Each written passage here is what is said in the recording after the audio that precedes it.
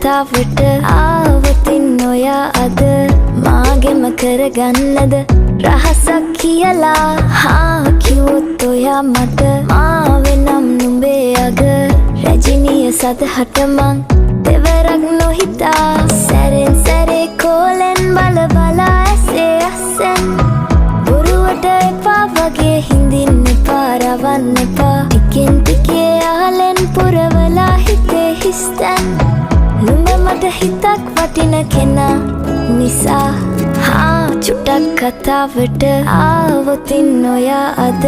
මාගෙම කරගන්නද රහසක් කියලා